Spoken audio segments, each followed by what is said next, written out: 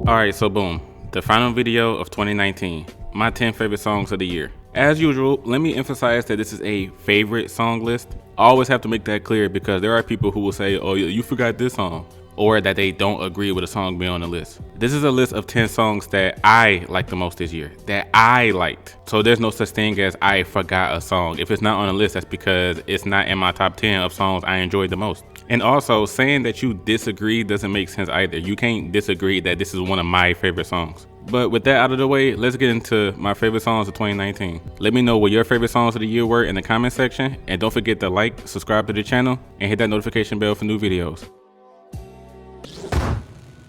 Yeah, verse 2, that little nigga from the other side. And I do it myself, whenever I ride, you know that my brothers ride. So now we have the first song on this list that's a lyrically intense song. When I first listened to the Baby's Kirk album, I completely understood why people say he has a very repetitive sound and flow. If you heard the song Shook, then you've heard 75% of this album. The variation really isn't there. However, one song that's really surprising on how fire it is the first song on the album, Intro. Now, technically, since it's the first song on the album and it's the best song, the album goes downhill after this track. But man, is this a strong ass starting point. This production by DJ Kid is really infectious for one, and also the Baby took a deep route for this song, talking about how he heard that his record went #1 literally right after getting the call that his father had died, and his grandmother also passed away around this time. I got the #1 record, they acknowledge legit, they going crazy when they play it, head bopping and shit, and I'm just somewhere fucked up thinking about my father and shit. And he discussed in interviews that people was coming up to him and saying like, yo, your new record is hot, I really rock with your music. And although he appreciated the comments, like the dude's father just died, he really wasn't trying to hear all that. The first verse of this song is really where the heat is.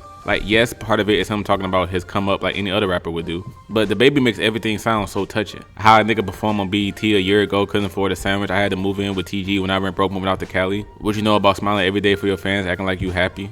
So as I said, like, he's really letting you know how his life and his mindset was when he first started to blow up from rap. The Baby really got off the silly shit for this song, and he actually spit something from the heart. And with that, Intro is easily the best song I've heard from this man so far.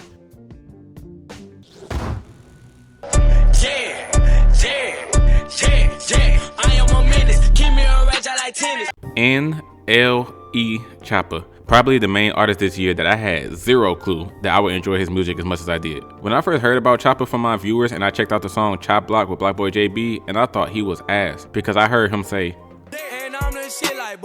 but eventually I listened to more songs like his No Chorus collabs, the original Shadow Flow, because honestly I never heard of it before the remix, and of course Camelot. We move in them packs and we move in them keys. Step 1, step 2, do my dance in this bitch. But Shadow Flow remix with Blueface Baby Yeah Aight is my favorite of the bunch. I really enjoyed the lyrical Lemonade video for it because it looked like they were really having fun, and the song itself gives off a fun vibe, even though it has like thug like I'll shoot a nigga whenever I need to lyrics. The song is surprisingly enjoyable to listen to when you're not being a criminal. Blueface's verse is very ass, truthfully, but I would actually listen to this version with him than without him because I just like the way the beat builds up to his voice and how he just slides in his verse. Tell her he had him a cold, I knew that boy was a hoe, huh? Blueface, baby. Yeah, that part was always smooth as hell to me. So I like Choppa's music now because it's really hype. I'm not about to be out here saying he's one of like the best rappers of the new school or anything, because y'all niggas love to do that. A person will have one or a couple of hot songs, then y'all be like, oh, they're incredible, they're the best that's out right now. It isn't that serious. I know Choppa is cool, he makes enjoyable music, but I'm not about to get carried away like the rest of y'all do. And I'm with my nigga, yeah, I went to this, got a yappa on me. So this is a track I included in my favorite songs from January to March of 2019, and I had niggas telling me that, well actually the song came out at the end of last year. Hey, listen, this is my video. The song came out hella late in 2018, and even then the music video came out in January, so I don't think me considering it a 2019 song is that big of a deal. But either way, I'm not someone that cares for Lil Mosey. I always heard his name but never bothered to listen to anything from him. The only reason I chose to listen to this song is because it had my boy Block Boy James Baker in it. I literally would not have cared about this song otherwise. There's something oddly satisfying about Mosey's voice on this beat. Lyrically, he didn't say like a single thing, but this song really does sound good. And then James come in with a decent verse. Some of his lines really makes me laugh, like the part where he said, bitch, I make the trap bounce. What you need, I got that. Niggas tried to rob me. Best believe I shot that. These niggas ain't killers, they the ones that's getting shot at. Like, as whack as he is, Black Boy really gets me hype, even if what he's saying isn't anything incredible. So overall, I really like this song. Black Boy makes me laugh. Mosey actually really sounds good over this like spacey sounding beat. But throughout all of 2019, the only songs I heard by Mosey were Yappa and Kamikaze. I wanted to check out more of his music, but then this nigga went on to have one of the worst performances in XXL history. His cypher and freestyle were T-rash. So after that, I immediately became uninterested and looking for more. So if it isn't Yappa or Kamikaze, I really don't want to listen to Lil Mosey.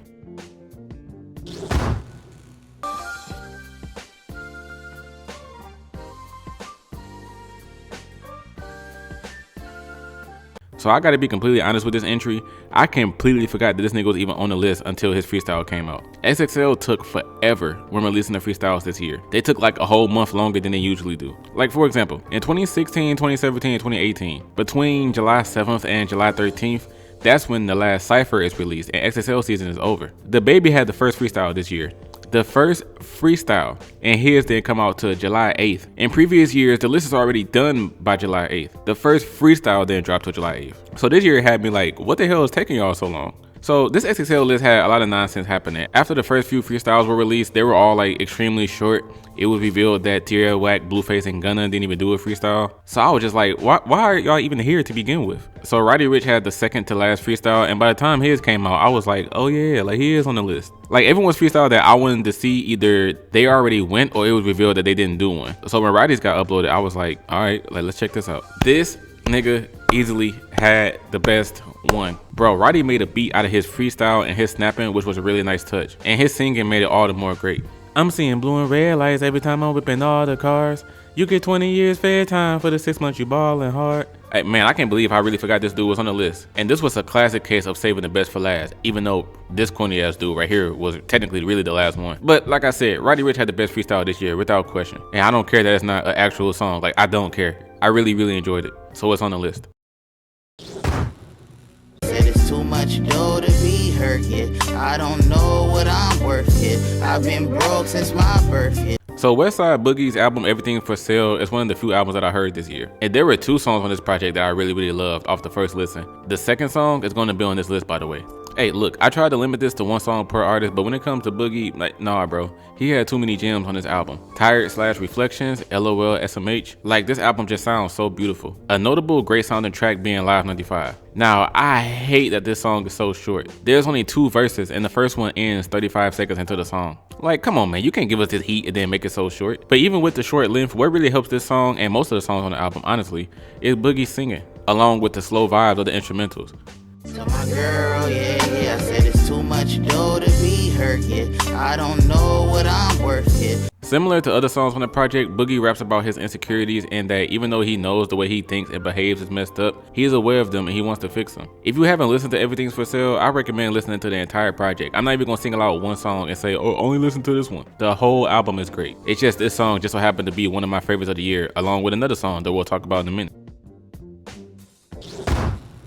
It costs 40 to pay your phone bill, but you only got 30. Fuck the bitch so hard, she said, what you trying to hurt me? Heard about your boyfriend, that little nigga. Casher Quan is someone who's been rapping for some years, but most people didn't know about him till TJ blew up. And since they're close homies, when TJ got his shine, more people started to check out Casher's music. I already was listening to Casher before that because one of my homies kept saying that Casher Quan was trash. So I listened to his song Anthem and MacBook and the Plus to see for myself. And while, yes, Casher can be considered trash in a lot of ways, his music is funny as hell to me. Some Casher Quan songs I recommend are MacBook and the Plus, Smooth John, and Payday. But I was recommended this song by YouTube after watching TJ's No Jumper interview, and I instantly started liking it. These 2 niggas are the exact same, and it's crazy to me how much their chemistry works. I love the whole like trading bars thing that any duo in rap does. I love it when 2 lyrical rappers do it or when 2 ignorant rappers do it. So for this song, I really wish I could perform this song with somebody because this beat is fire and it makes everything they say sound harder than what it really is. It got chased by a fat mall cop, he looked like Rick Ross. Jug the fat nigga from Cali, he looked like E40. You at the gas station scraping up change for your Ford. It costs 50 to re-up on a quarter, but you only got 40. It costs 40 to pay your phone bill, but you only got 30. You fucked the bitch so hard, she said, what you trying to hurt me? This song cracks me the hell up, but y'all can judge me all y'all want. I don't care. I really enjoy this song. Casher and TJ have other collab songs as well, such as Detroit, Beavis and Butthead, and Band-Aid, but I only recommend Band-Aid. They producer Undefined be giving them some cold beats to rap over. And if you're like me and you love hearing like ignorant niggas rap, then you gotta listen to Casher and TJ. They're very entertaining. 64 35, I'm smoking on Fruity Pebbles. He went to jail for a week and turned into a Fruity Pebble. I just poured an 8 of red, I'm about to turn into the devil. My bitch said she wanna leave, go ahead, cause I'ma let you. Hey, you think they came for her? Man, you know they came for me. They took my heart and my brains. Niggas know that I can't think. Now, T Grizzly's Satish is the best song on this list. The best song. There is a difference between best and my favorite. I have to stress that. I believe that this song is better than the other 9 songs on this list. There are just 3 songs that I enjoy listening to more, so it's only at number 4. So this is a song where you can tell that every single word that came out of this man's mouth was genuine and real. So T Grizzly's auntie, whose middle name is Satish, was murdered by some guys who wanted T Grizzly's head. Now, I don't know if this is a messed up thing to say, but right after I heard his auntie was killed, I started thinking, if Grizz writes a song about this, it's gonna be one of the hardest songs he ever made. Like, I don't know if that's messed up to want a song from an artist right after something tragic happens in their life, but in this song's case, I ended up being correct. Like, this song is incredible, and I knew it would be, because I know what Grizzly is capable of lyrically. Even the lines in this song that aren't punchlines, and which is in the middle of the verse sounded cold. Them shots went off, I'm steady calling, you ain't answering, you scared me. Like, once he heard the gunshots, he tried calling his auntie, but she wasn't picking up. Like, come on, that just sounds like chilling. That's just super scary. But there are way more hard-hitting lines in this song. In my city, if you winning, you can't stay. They call being broke real, they call getting money fake. You saw it wasn't me and you still shot, what she do to you? They say they love us, but that love might be hate. I can't really tell the difference, salt and sugar look the same. But the 2 best parts of this song to me are, 1, when he started singing. Not only did his singing sound good in this part, but the lyrics make him seem like vulnerable. Like, he's admitting that his enemies like got him in a weak spot by taking his auntie away from him. Niggas snatch my heart on my chest, can't nobody replace it. When they ain't believe you was fucking with your baby, make sure tea good. The other best part was when this is the part of the song that gives me chills, because you can just tell he doesn't care who it is. Once he finds out the person who got his auntie killed was, like, it's on. He says, I pray they don't go to jail, I want them dead. I'm just listening to the streets, hearing everything they saying. I'm just waiting on the name, I'm just praying that they say it. Give a fuck if it's the mayor, nigga, million on his head. I don't see how anyone can listen to this song and think that's not hard. The only thing I can say is that I slightly don't feel bad for him, because Grizzly is someone that talks about killing other people in his songs like all the time. Even in his song God's Warrior, he even said that if he was planning to kill someone but like that person's mother got in the way, then oh well, because we was coming for your blood. Whoever walk outside first, drop something. Lift that chop up, go nuts. That was his mama, so what? Nigga, that's so far. We wanted your blood. That's just me. Like, I don't feel that bad. Like, you talk about killing people like all the time, and like now that someone close to you got taken away, like you want to be upset. But other than that, this is a fantastic song. I flex, I ball, I text, I call my ex. We go through this shit every day. Blockboy JB's I Am Me mixtape was the first project I heard in the summer of 2019. As soon as this dropped in June, I played it hoping that I would get at least one song that I can bump for the rest of the year. And that song ended up being Every Day featuring Moneybagg Yo. Funny thing is, Blockboy even made Moneybagg do that little like choppy vocal thing that he be doing. Just talking, rapping, spit truth through the interface. Right now, backstage of the venue, strap tucked in my inner way. But this is a Blockboy song that I deadass don't see anything wrong with it. Usually with every song by him, I will admit it's trash, but say I personally enjoy it. But with this song, I don't even see why somebody would call this trash. Like, this song at least sounds good in my opinion. Like, thanks to Blockboy being melodic with the we go through this shit every day. Like, what's the call trash about this song? Y'all wanna know something else too? You guys remember that meme of the Brooklyn Nets players like dancing on the bench that became so popular? This is the #1 song I think of when I see that meme. I flex, I ball, I text, I call my ex. We go through this shit every day. So to anyone who thinks this song is trash, like, please tell me why, because I have a shit ton of people tell me that they don't take my opinion on music seriously because I like Blockboy and Blueface so much. Like, I've deadass had people like DM me on Instagram or Twitter and say shit like, oh, you used to be one of my go-to people for opinions on hip hop, but once I heard you say you like Blockboy and Blueface, but I started rocking with you. Like, y'all can keep y'all fake asses away from me with all that. Like, I like who I like and I see nothing wrong with that. Money on my mind, man, I swear I gotta get it. People always talking, but they never ever listen. I'ma keep it moving, make a way about the truth. I usually hate it when people comment their songs on my videos, you feel me? Whenever I get a poppin' video, I get swarmed by niggas commenting their links to their damn songs on my video. And it's like, bro, you got me messed up thinking you about to eat off my plate. Now, mostly when this happens, it gets sent to spam anyway. When you comment on a YouTube video with a link to something, it will most likely get labeled as spam, so people won't see it regardless. But that didn't happen to this song. Like, this song somehow finessed its way into my actual comment section. I'm like, what the hell, man, get on somewhere. So this is what happened. I opened the song on another tab, but on the current tab, I deleted all the comments where Rotez linked his song. It took me all day because it was like 2,000 links. Even from the people who commented first, he was like, now you can be the first to check out my new song. I'm like, nigga, if you don't get your clever, annoying ass on somewhere. So after deleting all the comments, I went to that other tab where I opened his song. And I commented on his video telling him straight up, like, yo, I deleted all your comments where you was linking your song because like we don't do that on my channel, homie. Like, don't do that again. And he was respectful about it. He said straight up, like, sorry about that, man. I'm just trying to get this song more attention because I think it's some of my best work. I understand spamming someone's comments can be annoying, but I really want this to blow up. So I'm like, all right, bro. Man, I listened to this freestyle and I loved it ever since then. I went from talking all types of shit about this man before I even heard the song. Like, I was talking reckless. I'm like, did he record this off his laptop? Like, bro, get in the studio. Long money stacking, long money up, babe. Long money count, long money up, babe. All honey's blowing, all honey's up, babe. Long money staying strong with it all, eh? Because I was mad that he was spamming his music, so I just liked him off rip. But when I actually listened to the freestyle, everything about it was fire immediately. Rotez really has the voice for this rapping thing, man. His singing was so tough on here. Long money stacking, long money up, babe. Long money count, long money up, babe. All honey's blowing, all honey's up, babe. Long money staying strong with it all, eh? His flow was cold throughout the whole thing. The bridge was one of my favorite parts. All on my own and I'm doing the most. Quit calling my phone cause I'm cruising the coast. Claim that you riding and turning the ghost. You niggas that folded is really some more. All on my own and I'm doing the most. Quit calling my phone cause I'm cruising the coast. Man, I was rocking with this freestyle heavy. Now, some of y'all may be wondering, like, Amir, really? Even if you think this song is cool, like, your second favorite song of the entire year, really? Your second favorite song of 2019? Yes, nigga. Yes, my second favorite song of the entire year. Here's one reason why. I listened to this song a lot during my final college days. So I graduated college August 23rd, 2019. And during the entire summer was when I was taking my final 4 classes. I did not do anything the summer of 2019. From May to August, I was in school. But it was worth it because I'm all finished now. But this freestyle was one of the main songs I would play while I was doing anything, like walking to class, studying, or doing homework. The whole summer I was like, look, I came from the bottom, but I had to make a way. I'm the king of the guala, I'ma get it every day. Switch lanes by the daughter, I done got it both ways. Fuck fame and the drama, I'm just trying to get paid. Like, I could not avoid listening to this song. Somebody really needs to hook Rotez up. Like, please, if there is an engineer or producer out there that's willing to work with him, he needs to make this a full-blown song with some mixing and mastering. Because the only version of the song that he has is this video where he's rapping from the computer. And that's fire on its own. But if someone ever put this man in the studio with the right people and he made songs like this, I'm sure he can make some fantastic music. But to everybody watching this video, like, just because this song is on this list and I showed it so much love, like, don't start doing some nonsense. Don't think, well, I could just comment the link to my song on an Amiri video and it'll blow up. Like, hell no, that's not gonna be the case. Me loving this Money on My Mind freestyle is probably a very rare occurrence. Don't think you about to get somewhere by spamming your song on my comment section, please.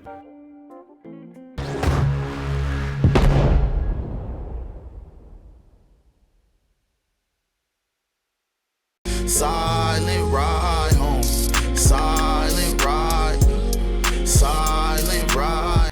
I said this in the beginning of the year when I first heard this song, that this would be my favorite song of 2019. In March, I made my favorite songs of the first quarter of 2019, and Silent Ride was #1 on there. And I told y'all there would be another song from Everything's For Sale that would be on here. The power of YouTube, man.